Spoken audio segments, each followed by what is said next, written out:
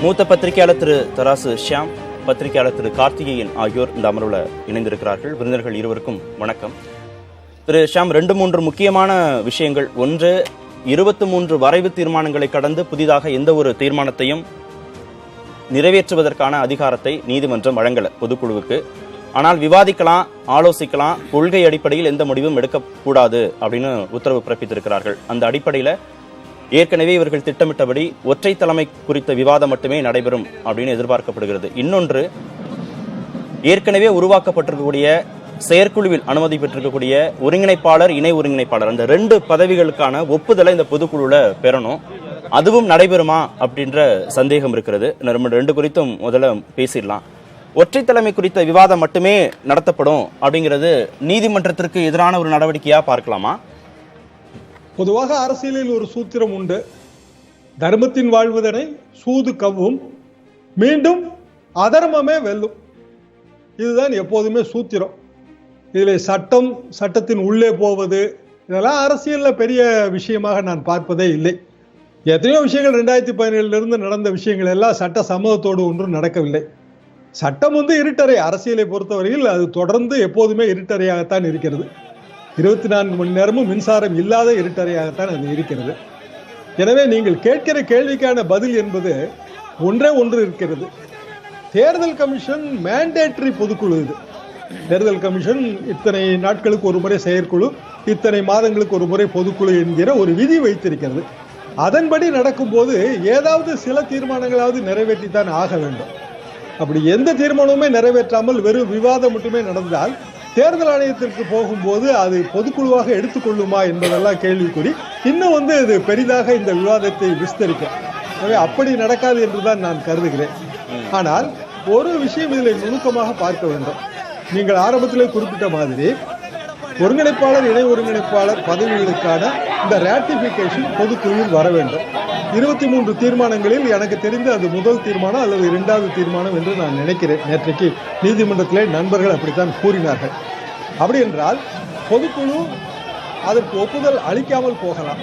ஒப்புதல் அளிக்காமல் போவதற்கு ஒரு துணை தீர்மானம் கொண்டு வந்து, எங்களுக்கு ஒருங்கிணைப்பாளர் மீது நம்பிக்கை இல்லை, ஏற்கனவே அவர் நீதிமன்றத்திலே மாற்றி அபிடவிட் போட்டார், அது போக அதற்கு மேல்முறையீடும் சென்றிருக்கிறார், எம்ஜிஆர் காலத்திலிருந்து நீதிமன்றத்திலே கட்சி விவகாரத்தை கொண்டு சென்றால் அவர்கள் அந்த நிமிடமே பதவியில் இழக்கிறார்கள் என்ற விதி இருக்கிறது. இப்போதும் அந்த விதி இருக்கிறது. எனவே கட்சிக்கு எதிராக நீதிமன்றம் சென்ற ஓபிஎஸ் மீது எங்களுக்கு நம்பிக்கை இல்லை என்று கூறி அந்த ஒருங்கிணைப்பாளர் தேர்தலை மட்டும் ஒத்துக்கொள்ளாமல் போவதற்கான ஒரு யூகம் எனக்கு இருக்கிறது. எனது சொந்த யூகம் தான். ஆனால் எது எப்படி இருந்தாலும் எடப்பாடி பழனிசாமி அவர்கள் இந்த மொமெண்டத்தை தவற விட மாட்டார் என்றுதான் நான் கருதுகிறேன். அவரை பொறுத்தவரையிலே இதை அப்படியே கொண்டு சென்று கட்சியின் ஒற்றை தலைமையாக தான் மாற வேண்டும் என்று நினைக்கிறார். செய்திகள் எல்லாமே சில காலகட்டத்திலே மறந்துவிடும். இன்றைய செய்தி நாளைக்கு வரலாறு என்று சொன்னாலும் அது பழைய வரலாறு தான். எனவே இன்றைக்கு அதிமுகவுக்கு பின்னடைவு போல தோன்றினாலும் அடுத்த ஓரிரு மாதங்களில் அதை சரி செய்து கொள்ளலாம். அடுத்த தேர்தல் என்பது 2024. அப்படி இருக்கும்போது இந்த பின்னடைவுகளை பற்றியெல்லாம் கவலைப்படாமல் இதுதான் சரியான தருணம் என்று எடப்பாடி பழனிசாமி நினைக்கிறார். அல்லது ஓபிஎஸ் தனக்கு குச்சி மிட்டாயும் குருவி ரொட்டியுமே போதும் என்று முடிவு செய்து விட்டால் இந்த இடத்துல அவர் பணிந்து கொடுக்க வேண்டும். 3 விதிகள் திருத்தப்பட்டது. 2021 3 விதிகளை திருத்துறாங்க. முதல் விதி ஒருங்கிணைப்பாளர், இணை ஒருங்கிணைப்பாளர் 2 பேரையும் பொதுக்குழு உறுப்பினர்கள் தேர்வு செய்ய மாட்டார்கள், கட்சியுடைய அடிப்படை உறுப்பினர்கள் தேர்வு செய்வாங்க ஒரு ஓட்ல அப்படின்னு ஒரு விதியை திருத்தம் பண்றாங்க. அந்த விதியை மாற்றுவதற்கு பொதுக்குழுக்கு அதிகாரம் இல்லை அப்படின்னு 2வது விதியாக ஒன்று கொண்டு வராங்க. 3வதாக அந்த விதியை மாற்றுவதற்கு ஒருங்கிணைப்பாளர், இணை ஒருங்கிணைப்பாளர் 2 பேருக்குமே அதிகாரம் இல்லை அப்படின்னு கொண்டு வராங்க. இப்போ 3மே இப்போ வரைக்கும் செயற்குழுவில் நிறைவேற்றப்பட்டிருக்கிறது. ஆனால் பொதுக்குழுவில் ஒப்புதல் பெறலை. இந்த அடிப்படையில் தான் உட்கட்சி தேர்தல்லாம் நடத்தியிருக்கிறாங்க. அப்போ இதற்கு எதிராக இந்த 2 பதவிகளை மையமாக வச்சு நடத்தப்பட்ட அனைத்து செயல்பாடுகளும் உயிரோட்டமாக இருக்கிற போது இதற்கு எதிராக ஏதாவது ஒரு தீர்மானத்தை கொண்டு வந்துட முடியுமா? பொதுவாக இந்த விதிகள் எல்லாம் அரசியல் சதிகளுக்கு முன்னால் எம்மாத்திரம் என்றுதான் நான் நினைப்பேன். அதிமுகவின் எத்தனையோ பொதுக்குழு செயற்குழுக்களை நான் பார்த்திருக்கிறேன். எத்தனாவது பொதுக்குழு என்றுதான் வரவேற்பு அந்த முகப்பிலே வைப்பார்கள். இன்றைக்கு உங்கள் படக்காட்சியிலே பார்க்கிறேன், வரலாற்று சிறப்பு வாய்ந்த பொதுக்குழு என்று போட்டிருக்கிறார்கள். எப்படி வரலாற்று சிறப்பு வாய்ந்த பொதுக்குழுவாக இருக்க முடியும்? ஏதோ ஒரு விஷயம் நடக்க போகிறது, அதனால்தான் இது வரலாற்று சிறப்பு வாய்ந்த பொதுக்குழு என்று அந்த முகப்பு வாயிலே வைத்திருக்கிறார்கள். ஆக உள்ளுக்குள் ஒன்று நடக்கப் போகிறது என்பது தெள்ள தெளிவாக தெரிகிறது. இருக்கிற ஆதரவை பார்த்தால் எடப்பாடி பழனிசாமிக்கு தான் ஆதரவு மிக மிக அதிகம் என்பதும் தெளிவாக தெரிகிறது. ஓபிஎஸ் தனிமரமாக இருக்கிறார் என்பதும் தெளிவாக தெரிகிறது. ஏனைய பாளையக்காரர்கள் எல்லாம் பணிந்து விட்டார்கள். இப்போது ஓபிஎஸ் மட்டும் பணியாமல் இருக்கிறார். கடைசி பாளையக்காரர் மைத்ரேயன் கூட நேற்றே பணிந்து விட்டார். இப்படித்தான் அங்கு வீரபாண்டிய கட்டபொம்மன் மாதிரியான வசனங்கள் தான் ஓடுகின்றனவே தவிர வேறு சிந்தனை இருப்பதாக எனக்கு தெரியவில்லை. எது எப்படி இருந்தாலும் நீங்கள் கடைசியில் கோர்ட்டுக்கு போக போகிறீர்கள், சரி நீதிமன்றத்தில் பார்த்துக் கொள்ளலாம், அதற்கு எத்தனை ஆண்டுகள் ஆனால் என்ன, இப்படித்தான் சிந்தனை இருக்கிறது. இதுக்கு ஒரு உதாரணம் சொல்கிறேன். 76 இதே மாதிரி சிங்கிள் பாயிண்ட் அஜெண்டா, கோயம்புத்தூர்ல பொதுக்குழு செயற்குழு, 75 எமர்ஜென்சி, எந்த பொலிட்டிக்கல் ஆக்டிவிட்டியும் கிடையாது. 76ல எம்ஜிஆர் செயற்குழு பொதுக்குழு கூட்டி கட்சியின் பெயரை அனைத்து இந்திய அதிமுகன்னு மாற்றுவோம்னு சொல்றாரு. அனைத்து இந்தியங்கிற வார்த்தையை சேர்க்க வேண்டாம், அகில இந்திய கட்சிக்கு தான் அந்த வார்த்தை பொருந்தும், நம்ம திராவிட கட்சி, மாநில கட்சி, இதை சொல்லியே திமுக நம்மை மாற்றி பேசும், ஏளனம் செய்யும் என்றெல்லாம் எதிர்த்தார்கள். எடுத்தவர்களில் மிக முக்கியமானவர்கள் ஐயா கோவை செழியன், இப்போது விஐடி வேந்தராக இருக்கிறார் அல்லவா, ஜி விஸ்வநாதன், எங்கள் காலத்திலே மாணவர் தலைவர் விருதுநகர் பே சீனிவாசன், இது போன்ற முக்கியஸ்தர்கள். எம்ஜிஆர் உடனே என்ன செய்தார் என்றால், ஒரு பெட்டியை வைத்து ஓட்டு போடுங்கள் பொதுக்குழு உறுப்பினர்கள், இப்போது நாம் என்ன எதிர்பார்க்கிறோமோ அதை 76ல எம்ஜிஆர் செய்திருக்கிறார், ஓட்டு போடுங்கள் என்றால் எம்ஜிஆரை தாண்டி யார் என்ன சொல்ல போகிறார்கள்? எம்ஜிஆர் அளவுக்கு எடப்பாடி உயராவிட்டாலும் எடப்பாடியை தாண்டி யாரும் எதுவும் சொல்ல முடியாத ஒரு பொதுக்குழு தானே இப்ப நடக்கிறது. எனவே ஓட்டெடுப்பு நடந்தாலும் எம்ஜிஆருக்கு அந்த காலகட்டத்தில் வெற்றியான பிறகு என்ன செய்தார்? எல்லாரையும் ஏற்கவர்களை எல்லாம் கட்சியை விட்டு நீக்கினார். ஒரு வருடம் அவர்களை தவிக்க விட்டார். மீண்டும் கட்சியில் திருப்ப சேர்த்து கொண்டார். அதிமுக வரலாறு, பல கட்சிகளின் வரலாறு இதுதான். எனவே அப்படியான ஒரு விசித்திர சூழல் தான் இந்த பொதுக்குழுவிலே நாம் எதிர்பார்க்கலாம். திரு கார்த்திகேயன், என்னதான் நீதிமன்றத்தில் போய் உத்தரவு வாங்கிட்டு வந்தாலும் ஒற்றை தலைமை தவிர வேற எந்த தீர்மானமும் நிறைவேற்றலாம் அப்படிங்கிற அனுமதியை நீதிமன்றம் வழங்கினாலும் கூட கட்சி எங்க கட்டுப்பாட்டில் தான் இருக்கு, கட்சியுடைய முக்கிய நிர்வாகிகள் தொண்டர்கள் எங்க பக்கம் இருக்கிறாங்க அப்படிங்கிறத இபிஎஸ் நிரூபித்து விட்டதாக பார்க்கலாமா இந்த காட்சிகளை வைத்து பார்க்கிற போது? உண்மைதான். இந்த பொதுக்குழுவே திரு எடப்பாடி பழனிசாமி அவர்களின் பலத்தை காட்டுறதுக்காக மட்டும்தான் ஒரு நிகழ்வாக மட்டுமே இப்போ முடிஞ்சிருச்சு.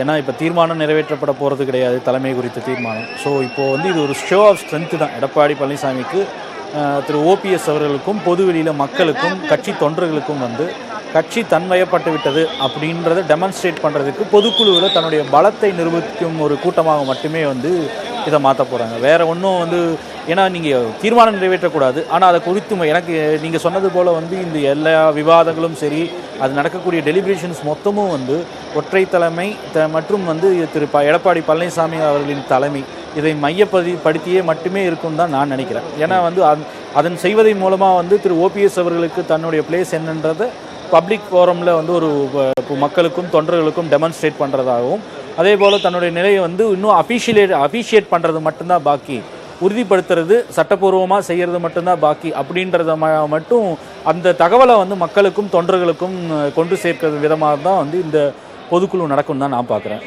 23 வரைவு தீர்மானங்களையும் பொதுக்குழு நிராகரிப்பதாக முன்னாள் அமைச்சர் திரு சி.வி. சண்முகம் முதலில் பேசினார். அதைத் தொடர்ந்து திரு கே.பி. முனுசாமியும் 23 வரைவு தீர்மானங்களும் தற்போதைய பொதுக்குழுவில் நிறைவேற்றப்படாது, ஆனால் பொதுக்குழு உறுப்பினர்கள் அனைவரும் ஒருமித்த கருத்தாக வைத்திருக்கக்கூடிய தீர்மானம் ஒற்றை தலைமை குறித்த தீர்மானம். எனவே அடுத்ததாக நடைபெறும் பொதுக்குழுவில் இந்த தீர்மானத்தோடு சேர்த்து அந்த 23 வரைவு தீர்மானங்களும் நிறைவேற்றப்படும் என்று அறிவித்திருக்கிறார். ஓபிஎஸ்ஐ மேடையில் வைத்துக்கொண்டே இதுபோன்ற அறிவிப்புகளை கட்சியின் முக்கிய நிர்வாகிகள் வெளியிடுகிறார்கள். ஒற்றை தலைமை குறித்து தீர்மானம் நிறைவேற்றப்பட வேண்டும் என்பதில் இபிஎஸ் தரப்பு உறுதியாக இருப்பதை நாம் புரிந்து கொள்ள முடிகிறது. திரு ஷியாம், எந்த சூழலிலும் இந்த முடிவிலிருந்து இபிஎஸ் ஆதரவாளர்களோ பின்வாங்க போவதில்லை அப்படிங்கிறத பார்க்கலாமா? ஓபிஎஸ்ஐ மேடையில் வைத்துக்கொண்டே அனைத்து தீர்மானங்களையும் பொதுக்குழு நிராகரிப்பதாக அறிவிக்கிறார்களே. சரிதான், நீங்கள் கூறுவது சரிதான். எடப்பாடி பழனிசாமி அவர்கள் ஒற்றை தலைமை, இது பொதுக்குழு செயற்குழுவின் ஏகோபித்த முடிவு. அதற்கு இன்றைய தேதிக்கு ஒரு சட்ட தடங்கள் இருக்கிறது. ஒருவேளை உச்ச நீதிமன்றத்திற்கு சென்று அந்த சட்ட தடங்களை அவர்கள் நீக்குவதற்கும் முயற்சி செய்யலாம், அல்லது இதே அமர்வு ஹைகோர்ட் பெஞ்ச் அங்கும் அவர்கள் மீண்டும் விவாதத்தை தொடரலாம். இது எப்படி இருந்தாலும் இன்றைய தேதிக்கு நிலைமை என்ன என்றால், ஓபிஎஸ் இபிஎஸ் இருவரும் சேர்ந்து ஒரே மேடையிலே காட்சி தருவது இப்போதைக்கு இதுதான் கடைசி நிகழ்வு. இனிமேல் இந்த நிகழ்வை நாம் பார்க்க முடியாது. அதே நேரத்தில் 23 தீர்மானங்களையும் நிராகரிப்பதன் மூலமாக ஒருங்கிணைப்பாளர் இணை ஒருங்கிணைப்பாளர் அந்த தேர்தல் அதற்குமே ஒப்புதல் தரவில்லையே, அப்படி அல்லவா ஆகிறது. அப்படி என்றால் கட்சிக்கு யாருமே கிடையாதா? ஒருங்கிணைப்பாளர் கிடையாது, இணை ஒருங்கிணைப்பாளர் கிடையாது, பிற மாவட்ட செயலாளர்கள் யாருமே இல்லை என்றாகிவிடுமே. அப்படி என்றால் இந்த முடிவை எதிர்த்து அல்லது இந்த பொதுக்குழு நடத்தப்பட்ட விதத்தை எதிர்த்து மீண்டும் சட்ட போராட்டத்தை தொடங்குவார்கள், ஒன்றிய தேர்தல் கமிஷனிலோ அல்லது நீதிமன்றங்களிலோ. ஆக ஒட்டுமொத்தத்திலே இந்த நிராகரிப்பு என்பது பல்வேறு குழப்பங்களுக்கு வழிவகுக்கும். 23 தீர்மானங்களில் ஒன்றுதான் இந்த இரங்கல் தீர்மானம். நேற்றே 23 தீர்மான வரைவு பட்டியல் நீதிமன்றத்திலே கொடுத்தாய்விட்டது. அதற்கு ஒப்புதல் கொடுக்கிறாங்க, அதற்கு ஒப்புதல் கொடுக்கிறார்கள். மற்ற தீர்மானங்களுக்கு ஒப்புதல் மற்ற தீர்மானங்களுக்கு ஒப்புதல் தருகிறார். தமிழ்மகன் ஹுசைன் அதுவும் இந்த 23 தீர்மானங்களில் ஒன்று. ஆக ஒரு சில தீர்மானங்களை செலக்டிவாக அப்படி செய்ய முடியுமா என்பது கேள்வி. ஆனால் நான் ஏற்கனவே கூறிய மாதிரி எப்போதுமே அரசியலிலே தர்மத்தின் வாழ்வதனை சூது கவ்வும், மீண்டும் அதர்மமே வெல்லும். தொடர்ந்து அதுதான் நான் 40 ஆண்டு காலமாக பார்த்து வருகிறேன். பொதுக்குழு கூட்டத்திலிருந்து பாதியிலேயே வெளியேறி இருக்கிறார் கட்சியின் ஒருங்கிணைப்பாளர் திரு OPS மற்றும் அவருடைய ஆதரவாளர்கள். ஒற்றை தலைமையால் கட்சியில் தெளிவான, தைரியமான, ஒருங்கிணைப்புடன் கூடிய முடிவுகளை உடனுக்குடன் எடுக்கவில்லை. இதனால் கட்சியினர் மத்தியில் குழப்பம் நிலவுகிறது, சோர்வு நிலவுகிறது. எனவே ஒற்றை தலைமை கட்சிக்கு தேவை என பொதுக்குழு உறுப்பினர்கள் கையெழுத்திட்ட கோரிக்கை மனுவை அவைத்தலைவர் திரு தமிழ்மகன் ஹுசைனிடம் வழங்கினார் திரு CV சண்முகம். அடுத்த பொதுக்கூட்டத்திற்கான தேதியை இன்றே இறுதி செய்ய வேண்டும் என்றும் அந்த மனுவில் கோரிக்கை விடுக்கப்பட்டிருந்தது. அந்த அடிப்படையில் அடுத்த மாதம் 11ஆம் தேதி காலை 9:15 மணிக்கு அடுத்த பொதுக்குழு கூடும். அப்போது ஒற்றை தலைமை குறித்த தீர்மானமும் நிறைவேற்றப்படும் என்று அவைத்தலைவர் திரு தமிழ்மகன் ஹுசைன் அறிவித்தார். அதிமுகவுடைய ஒருங்கிணைப்பாளர் திரு O பன்னீர்செல்வம் மற்றும் அவருடைய ஆதரவாளர்கள் மேடையில் இருந்தபோதே இது குறித்த பேச்செல்லாம் வந்த நிலையில் திரு OPS பாதியிலேயே பொதுக்குழு கூட்டத்திலிருந்து வெளியேறி இருக்கிறார். சட்டத்திற்கு புறம்பாக நடைபெற்ற பொதுக்குழு கூட்டம் என்று அதிமுகவுடைய துணை ஒருங்கிணைப்பாளர் திரு வைத்திலிங்கம் மேடையிலேயே பேசினார். திரு ஷாம், திரு ஒருங்கிணைப்பாளர் OPSக்கு அவமானமான ஒரு விஷயம் தான் நம்ம பார்க்கிறோம். ஸ்டேஜில் அவர் மட்டும் தனிமைப்படுத்தப்பட்டிருக்கிறார், அவருடைய ஆதரவாளர்கள் தனிமைப்படுத்தப்பட்டிருக்கிறாங்க. அவங்க பேசுறதுக்கான அந்த மைக்கு கூட அங்கே வேலை செய்யலைன்னு தெரியுது. ஏன்னா வைத்திலிங்கம் பேசுறதை நம்மளால கேட்க முடியல. ஒரு பக்கம் இருக்கிற மைக்கு மட்டும் தான் வேலை செய்யுது, அங்கே பேசுறவங்க மட்டும் தான் நம்மளால கேட்க முடிகிறது. வைத்திலிங்கம் சொன்ன ஒரு கருத்து முக்கியமானது. சட்டத்திற்கு புறம்பாக இந்த பொதுக்குழு நடந்திருக்கு அப்படின்னு. சட்டத்தின் அடிப்படையில மீண்டும் OPSக்கு ஏதாவது நிவாரணம் கிடைப்பதற்கான வாய்ப்புகள் இருக்கா? பொதுவாக பொதுக்குழு செயற்குழுவிலே பொருளாளர் ஆண்டு வரவு செலவு கணக்கை தாக்கல் செய்ய வேண்டும். அது கம்பல்சரி, மேண்டேட்டரி. ஆனால் அதற்கான வாய்ப்பு கூட கிடைக்கவில்லை. பொருளாளர் OPS. அப்படின்னா இது பொதுக்குழுவாக கருதப்படாது. இது அறிவிப்பு இல்ல, இந்த கட்சியை அழிவு பாதைக்கு கொண்டு செல்கிறார்கள் சதிகாரர்கள். தன்னுடைய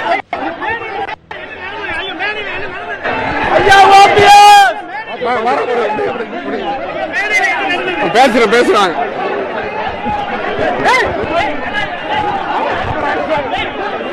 இந்த பொதுக்குழுவை சட்டத்துக்கு புறம்பாக நடத்தினார்கள் என்று சொல்லி எடப்பாடி பழனிசாமி உள்ளிட்ட பலரை கட்சியை விட்டு விலக்குவது, அதே மாதிரி அவர்களும் இவர்களை கட்சியை விட்டு விலக்கலாம். ஆக கிளைமாக்ஸ் காட்சி என்பது இது அல்ல, இன்னமும் இருக்கிறது, தொடர்ந்து இருக்கிறது. அடுத்த பொதுக்குழு செயற்குழுவுக்கான தேதியை முடிவு செய்வதற்கான அதிகாரம் பழைய சட்டத்திட்டப்படி ஒருங்கிணைப்பாளர், இணை ஒருங்கிணைப்பாளர் ஆகிய இருவரிடமும் இருக்கிறது. இப்போது 2 பேருமே பதவியில் இல்லை. ஏனென்றால் அந்த தீர்மானம் நிராகரிக்கப்பட்டு விட்டது. அப்படி என்றால் அதற்கு பதிலாகத்தான் அவைத்தலைவர் அறிவிக்கிறார் என்று நான் யூகிக்கிறேன். காரணம் இருவருமே இல்லை என்பதால் தானே அவைத்தலைவர் அறிவிக்கிறார். இல்லையால் இவர்கள் இருவரும் தானே சேர்ந்து அறிவிக்க வேண்டும். இப்படி ஏராளமான ஒரு சிக்கல்கள் இதிலே தென்படுகின்றன, நன்றாகவே தெரிகிறது. மீண்டும் நீதிமன்றத்திலே பல்வேறு காட்சிகள் அரங்கேறும் என்பதுதான் எனது யூகம். கிளைமாக்ஸ்ங்கிறது என்ன? அதிமுக பிளவுபட்டு விட்டது. அதுதான் அந்த பிளவுக்கான சீல், அந்த அப்ரூவல் வைப்பதற்கு 2 தரப்புக்கும் பயம் இருக்கிறது. காரணம் அது இரட்டை இலையை முடக்கி விடுமோ என்று. உண்மையிலே நீங்க பாருங்களேன், அதிமுகவின் ஒற்றை தலைமை என்பது எது? இரட்டை இலை சின்னம், மற்ற அதிமுக என்கிற பெயர். இரட்டை இலை இல்லாவிட்டால் இவர்கள் இருவருக்குமே என்ன மதிப்பு இருக்கிறது? யாருக்குமே. அப்படியான ஒரு சூழலிலே இரட்டை இலை முடங்கிவிடக் கூடாது என்று 2 தரப்புமே ஜாக்கிரதையாக காய் நகர்த்துகிறது. அதிமுக என்கிற பெயர் கையை விட்டு போய்விடக் கூடாது என்பதற்கும் அது ஜாக்கிரதையாக காய் நகர்த்துகிறது. தேர்தல் கமிஷனுக்கு போவதற்கு தயாராக இல்லை. காரணம் வந்து திடீரென்று இப்போதைக்கு தேர்தல் இல்லை, பொதுவாக முடக்குதல் என்கிற வார்த்தையை நாம் பயன்படுத்துகிறோமே தவிர தேர்தல் ஒருங்கிணைப்பாளரும் ஒருங்கிணைப்பாளரும் கையெழுத்து போட்ட அறிவிப்பு தான் அறிவிப்பு. இது அறிவிப்பு இல்ல. இந்த கட்சியை அழிவு பாதைக்கு கொண்டு செல்கிறார்கள் சதிகாரர்கள். தன்னுடைய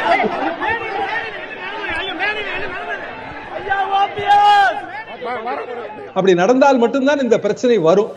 எனவே இப்போதைக்கு 2024 வரைக்கும் நேரம் இருக்கிறது, இதிலேயே மோதி பார்த்து விடலாம் என்பது திரு எடப்பாடி பழனிசாமி அவர்களின் எண்ணமாகத்தான் நான் புரிந்து கொள்கிறேன். இல்லையே இவ்வளவு ஆதரவை அவரால் திரட்ட முடியாது.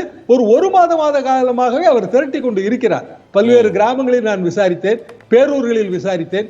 எல்லா இடங்களிலுமே கடந்த ஒரு 3 அல்லது 4 வாரங்களாக இதற்கான முஸ்தீபுகள் நடந்து வந்தன. பணம் பாதாள வரைக்கும் பாய்ந்தது. இதெல்லாம் அனைவருக்குமே தெரிந்த விஷயம்தான், ஓபிஎஸ்க்கும் தெரியும். ஆனாலும் அவரை ஒரு வகையில் பாராட்டலாம்.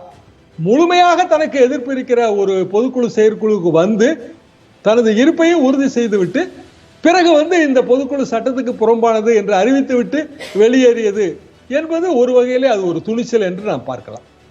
திரு கார்த்திகேயன், அடுத்த மாதம் மீண்டும் பொதுக்குழு தேதி முடிவு செய்யப்பட்டிருக்கு. ஜூலை 11ஆம் தேதி காலை 9:15 மணிக்கு. அதற்குள்ளாக இதுல ஏதாவது ஒரு அமிக்கபிளா ஒரு சொல்யூஷன் இருதரப்புக்கும் வருவதற்கான வாய்ப்புகள் இருக்கா? இல்லை, அது வந்து too much water has flown. நம்ம இது ரொம்ப அதெல்லாம் கடந்த அந்த கட்டத்தையெல்லாம் ரொம்ப தாண்டி வந்துட்டாங்கன்னு நினைக்கிறேன். இவர்கள் வந்து இனிமேல் ஒரு ராப்ரோச்மெண்ட் இணக்கமாக 2 பேரும் சமரசம் செய்து கொண்டு போவது அப்படின்ற கட்டத்தில் ரொம்பவே தாண்டி இந்த இது பிரிவை நோக்கி தான் போயிட்டு இருக்கு. அதெல்லாம் கடந்துட்டாங்க. இனிமேல் வந்து இவர்களுக்குள்ள சமரசம்ன்றதுக்கான வாய்ப்பு வந்து இவர்கள் இருவருக்கும் மத்தியில் இல்லை. எக்ஸ்டர்னல் ஃபோர்ஸஸ் யாராவது டெல்லியிலேருந்து சொன்னாலே ஒழிய இவர்களா வந்து இனிமேல் இணக்கமாக வந்து 2 பேரும் காம்ப்ரமைஸ் பண்ணிட்டு சமரசம் செய்து கொள்வதற்கான வாய்ப்புன்றது தென்படலை.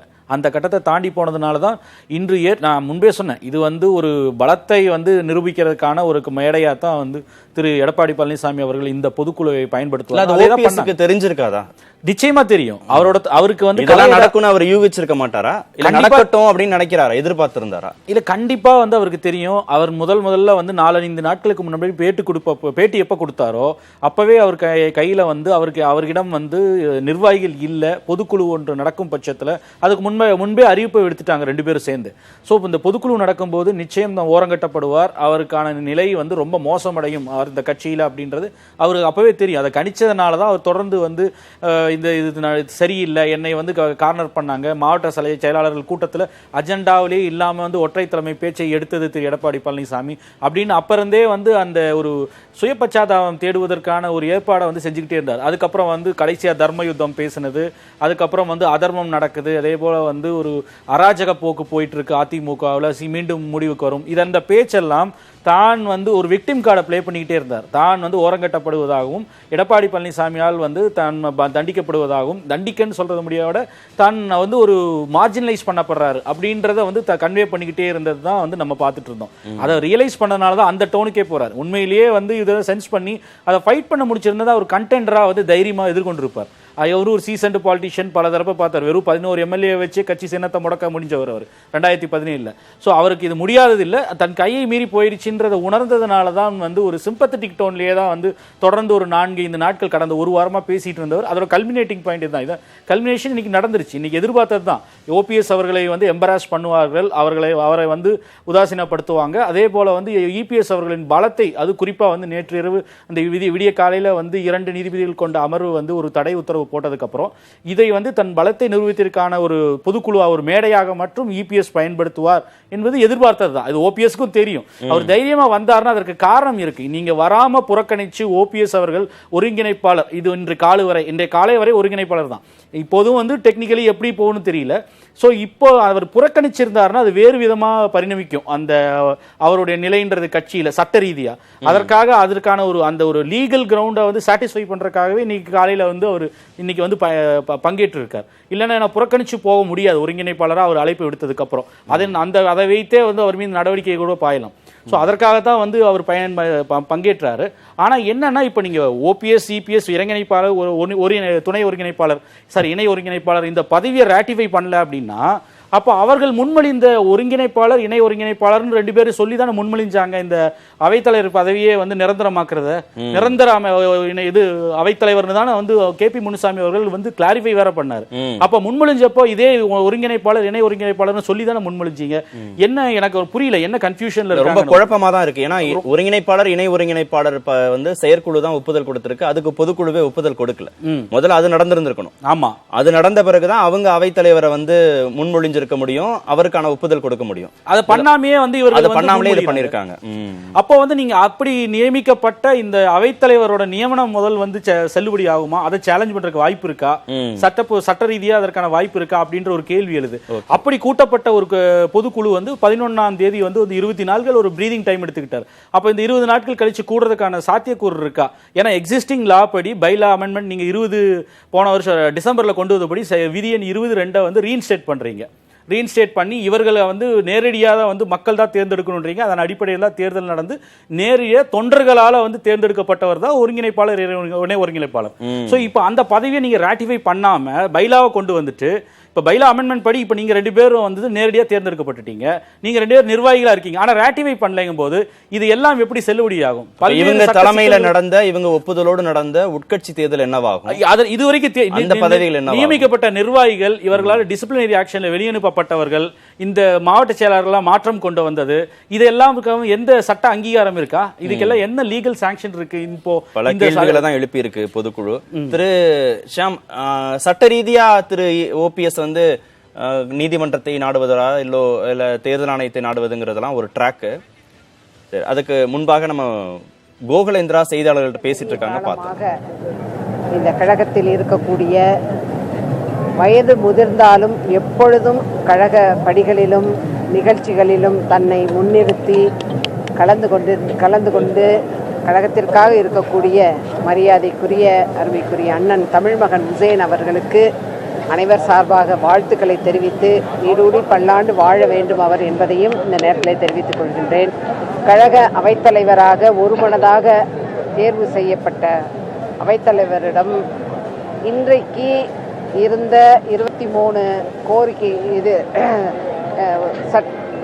பொதுக்குழு தீர்மானங்களை இன்றைக்கு நிறைவேற்ற வாய்ப்பில்லாத சூழ்நிலையாக அந்த சூழ்நிலை ஏற்பட்டுவிட்டது. முதலிலே ஒற்றை தலைமை என்ற கோரிக்கையை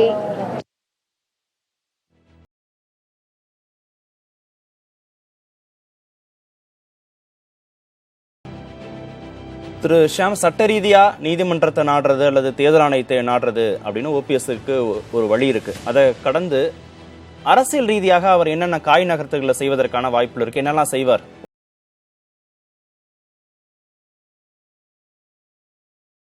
தனிக்கட்சி தொடங்குறதோ அல்லது சசிகலாவோடு இணைந்து செயல்படுறதோ, இந்த மாதிரி ஏதாவது தனிப்பட்ட அரசியல் முடிவுகள் எடுப்பதற்கான சாத்தியக்கூறுகள் இருக்கா?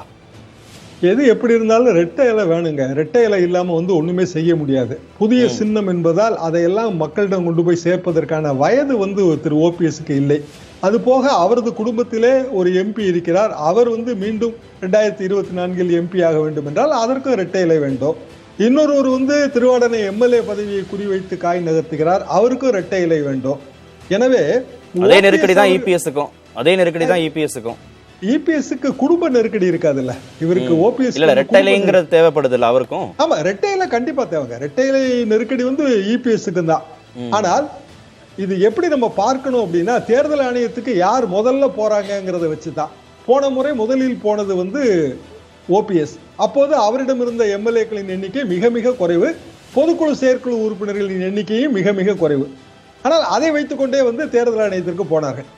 அப்படியான ஒரு நகர்வை அவர் செய்வாரா என்றுதான் எனக்கு அந்த இடத்துல கொஞ்சம் சந்தேகமாக இருக்கிறது. காரணம் இந்த ரெட்டை இலை பிரச்சனை ஒன்று.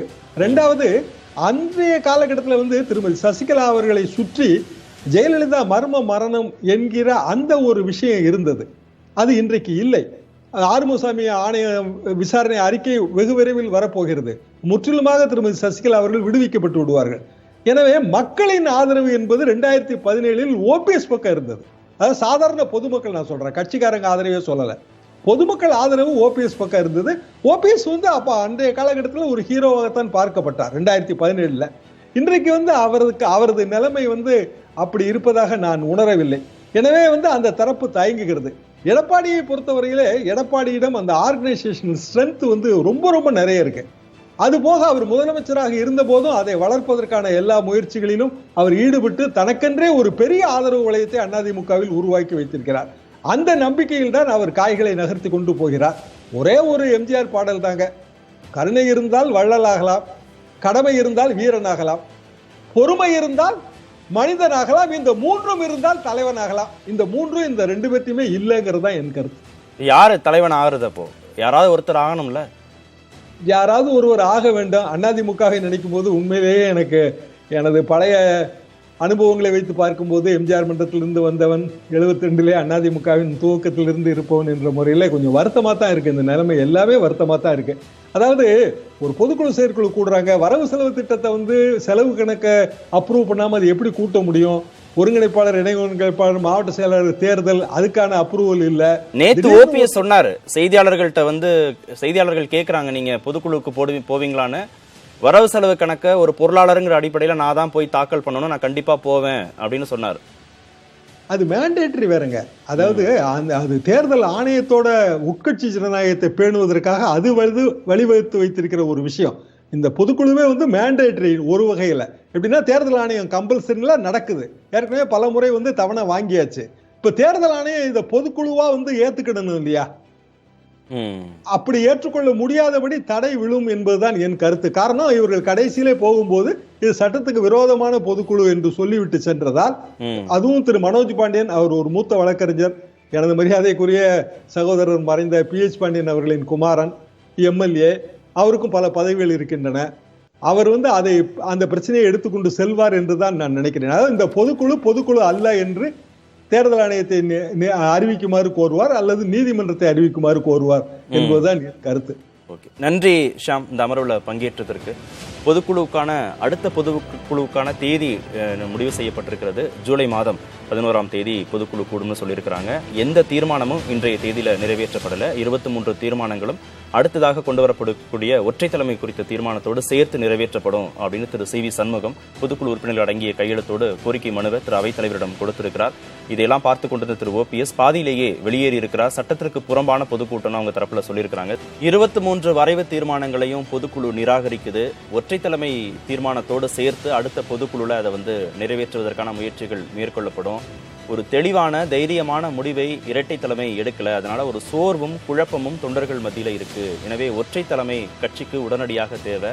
வலிமையான தைரியமான முடிவுகளை உடனுக்குடன் எடுப்பதற்கு ஒற்றை தலைமை தான் எடுக்க முடியும். திமுகவை எதிர்த்து அரசியல் களம் காண்பதற்கும் ஒற்றை தலைமை தேவை. அந்த அடிப்படையில் 2190 பொதுக்குழு உறுப்பினர்கள் கையெழுத்திட்ட அந்த கோரிக்கை மனுவை அமைச்சர் திரு CV சண்முகம் அவைத்தலைவர் திரு தமிழ்மகன் உசேனிடம் கொடுத்திருக்கிறார். விரைவிலே பொதுக்குழு கூட்டணும், அதற்கான தேதியை இன்றைய முடிவு செய்யணும் அப்படின்னு கேட்டுக்கொண்டதன் அடிப்படையில் அடுத்த மாதம் ஜூலை மாதம் 11ஆம் தேதி திங்கட்கிழமை காலை 9:15 மணிக்கு பொதுக்குழு கூடும் அப்படின்னு அவைத்தலைவர் திரு தமிழ்மகன் உசேன் அறிவித்தார். இதெல்லாம் நடந்து கொண்டிருக்கும் போதே மேடையில் இருந்த திரு OPS கூட்டத்திலிருந்து பாதியிலேயே வெளியேறி இருக்கிறார். திரு வைத்திலிங்கம், OPS உடைய ஆதரவாளர், துணை ஒருங்கிணைப்பாளர் திரு வைத்திலிங்கம், சட்டத்திற்கு புறம்பாக நடைபெற்ற பொதுக்குழு கட்சியை கைப்பற்ற சில சதிகாரர்கள் முயற்சிக்கிறாங்க அப்படின்னு ஆவேசமாக பேசிட்டு கூட்டத்திலிருந்து வெளியேறி இருக்கிறார்கள். அடுத்ததாக கூடக்கூடிய பொதுக்குழுல என்ன மாதிரியான முடிவுகள் எடுப்பதற்கான சாத்தியக்கூறுகள் இருக்கு? அதிமுக ஒருங்கிணைப்பாளராக திரு OPSக்கு அடுத்ததாக இருக்கக்கூடிய சட்ட வாய்ப்புகள், அவருக்கு இருக்கக்கூடிய அரசியல் வாய்ப்புகள் அப்படிங்கிறதெல்லாம் என்னென்ன அப்படிங்கிறது குறித்து தான் பேசிட்டு இருக்கோம். விமர்சகர் திரு கலையும் இந்த அமர்வுல நம்மோடு இணைந்திருக்கிறார். திரு கலை, காலையிலிருந்து இல்ல நேற்று இரவிலிருந்து நடந்த எல்லாத்தையுமே நீங்க கூர்ந்து கவனிச்சுட்டு இருந்திருப்பீங்க. இப்போ பொதுக்குழு மேடையில் நடந்ததையும் கவனிச்சுட்டு இருந்திருப்பீங்க. OPSக்கான வாய்ப்புகள், சட்ட வாய்ப்புகள் குறித்து பேசணும். பொலிட்டிக்கல் சான்சஸ் அப்படின்னு ஏதாவது இருக்கா? அவரா ஏதாவது பண்ணுவாரா? அவர் தேர்தல் ஆணையத்துக்கு போவாரு. அதெல்லாம் சட்ட வாய்ப்புகள். ஆமா, நீதிமன்றத்தில் அரசியல் ரீதியா அவருக்கு ரொம்ப மோசமான நிலைமை தான் இருக்குன்னு நான் நினைக்கிறேன். அவருடைய ஆதரவு தளம் மிக மிக சுருங்கி போய்விட்டது. மெஜாரிட்டி ஒப்பீனியன் ஒற்றை தலைமைக்காக வந்துருது.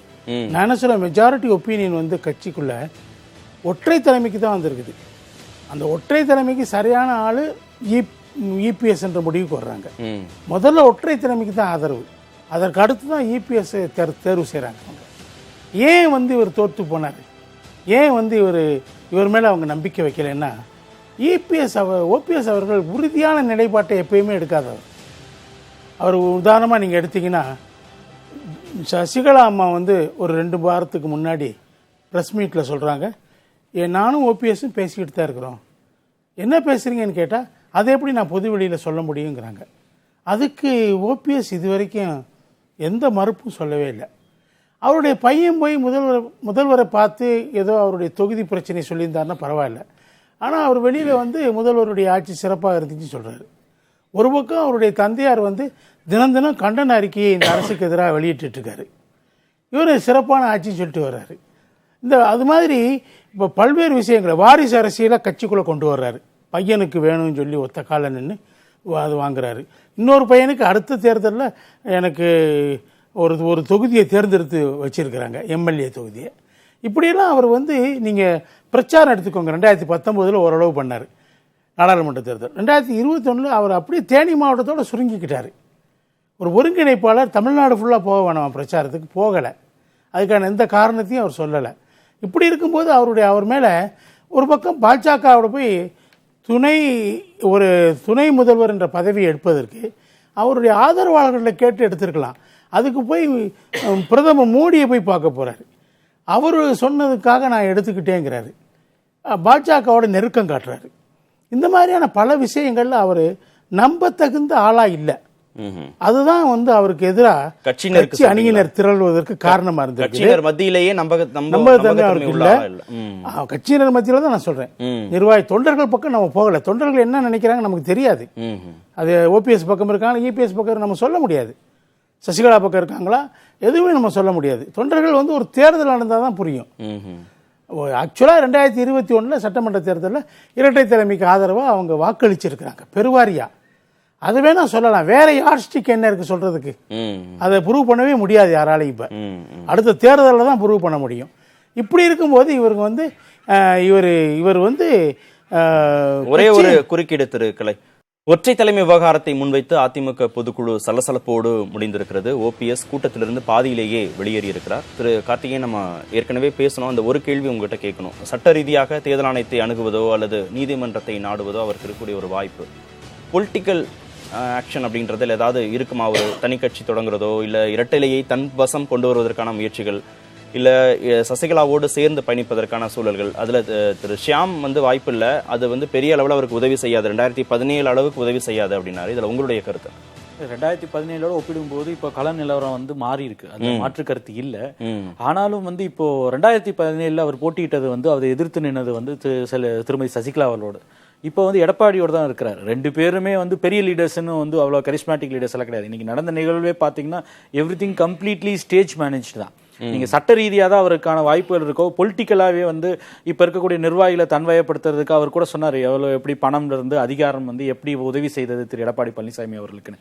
20 நாட்களில் அதை சரி செய்ய முடியுமா அப்படின்றது ஒரு பெரிய சந்தேகம். அன்லெஸ் டெல்லியில் இருக்கக்கூடிய பாரதிய ஜனதா அவர் பின் வந்து பெரிய உந்து சக்தியாக இருந்து அவர் பக்கம் நின்னாலே ஒழிய, அதை தாண்டி இவருக்கு சட்ட ரீதியாக தான் இவருக்கு நிறைய வாய்ப்புகள் இருக்கிறத நான் பார்க்குறேன். ஏன்னா பெரிய பிரச்சனையே வந்து இப்போ நீங்கள் பொதுச் செயலாளர் தேர்ந்தெடுக்கும் பட்சத்தில் நீங்கள் 2021 டிசம்பரில் வந்து ஒரு செயற்குழு கூட்டி ஒரு சட்ட திருத்தம் கொண்டு வந்தாங்க இல்லையா, விதி எண் 20(2) வந்து திருப்பியும் ரீஇன்ஸ்டேட் பண்ணாங்க. அப்போ அதில் வந்து நீங்கள் நேரடியாக தான் பொதுச் செயலாளர்களை தேர்ந்தெடுக்கணும் அப்படின்ற அந்த பழைய விதியை வந்து திருப்பியும் கொண்டு வர்றீங்க. 2017 செப்டம்பரில் எதை மாற்றுறீங்களோ அதை டிசம்பரில் திருப்பி கொண்டு வந்ததுனால அப்போ நீங்கள் முன்பே வந்து அனைத்து மாநிலங்களும் இருக்கக்கூடிய அதிமுக தொண்டர்கள் வந்து சேர்ந்தா எல்லா அமைப்புகளையும் சேர்ந்தவர்களும் ஓட்டு போட்டு தான் தேர்ந்தெடுக்கணும். அப்ப முன்னாடி நீங்க அதுக்கு முன்னாடி ஒரு வாக்காளர் பட்டியலை வெளியிடணும், அது எல்லாத்துக்கும் முன்னாடி வந்து கேண்டிடேட் அப்ளிகேஷன் இது எல்லாமே வாங்கணும். இதெல்லாம் இல்லாம எப்படி வந்து இன்னைக்கு நடந்த பொதுக்குழுவில் வந்து எடப்பாடி அவர்கள் தேர்ந்தெடுக்கப்படுவார் அறிவிச்சிங்க? அது என்ன அடிப்படையில் வந்து தேர்ந்தெடுக்க எக்ஸிஸ்டிங் விதிப்படி இப்ப இருக்கக்கூடிய விதி வந்து கடைசியா வந்து திருத்தம் செய்தது வந்து 2021 டிசம்பர் 1. அதன்படி வந்து தேர்தல் வந்து சாதாரண தொண்டர்களால் தானே தேர்ந்தெடுக்கப்படணும். அதில் வந்து நடைமுறை வந்து எலெக்ஷன் கமிஷன் சட்ட விதிகளின் படி வந்து நீங்கள் வந்து வாக்காளர் பட்டியல் வெளியிட்டு அவர்கள் தான் தேர்ந்தெடுக்கணும். யார் வேணா அதுக்கு தாக்கல் செய்யலாம். அப்படி அந்த அடிப்படையில் தான் நீங்க ஒருங்கிணைப்பாளர் துணை ஒருங்கிணைப்பாளர் பதவிகளுக்கே வந்து தேர்தல் நடத்தி அடிதடியோட யாரையும் பதிவு போடாம ஒருமனதாக வந்து யாருமே போட்டியின்றி தேர்வு ஆனாங்க அப்படின்னு சொல்லி தான் நீங்க 2 பேரும் எடுத்தீங்க. இப்ப எதுவுமே பண்ணாம எப்படி வந்து அடுத்த ஜூலை 11ஆம் தேதி எடப்பாடி வந்து பொதுச் செயலாளர் தேர்ந்தெடுக்கப்படுவார் எப்படி வந்து பப்ளிக் அனௌன்ஸ் பண்றாங்க திரு KP முனுசாமி அவர்களும் திரு இவர் CV சண்முகம் அவர்களும் மேடையில.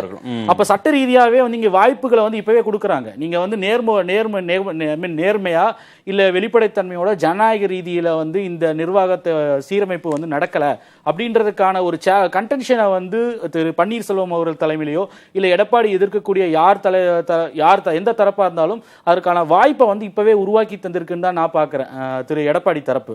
அதற்கான வாய்ப்பு இப்ப உருவாக்குனால நீங்க நேச்சுரலி இதை கண்டென்ட் பண்ணி சேலஞ்ச் பண்ணி தான் போவார். நம்ம ஏற்கனவே பேசினது போல என்ன அடிப்படையில வந்து இந்த ஒருங்கிணைப்பாளர் இணை ஒருங்கிணைப்பாளர் ராட்டிஃபை ஆகாதப்ப பொதுக்குழுவுல என்ன அடிப்படையில் வந்து நீங்க பிரசிடியம் சேர்மன் அவைத்தலைவரை தேர்ந்தெடுத்தீங்கன்ற கேள்வியே இருக்கு. அப்ப அவர் கன்வீன் பண்ண பொதுக்குழுன்றது ஜூலை 11 பொதுக்குழுவே கேள்வி எழுப்பப்படும்.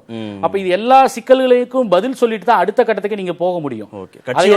கட்சியுடைய விதிகள்ல இருக்கக்கூடிய அந்த மாற்றங்களே சரியாக பின்பற்றப்படவில்லை, ஜனநாயக முறைப்படி நடக்கல என்ற ஒரு கேள்வியே வந்து எழுப்புவாங்க இப்போ. நன்றி கார்த்திகேயன் இந்த அமர்வுல பங்கேற்றதற்கு.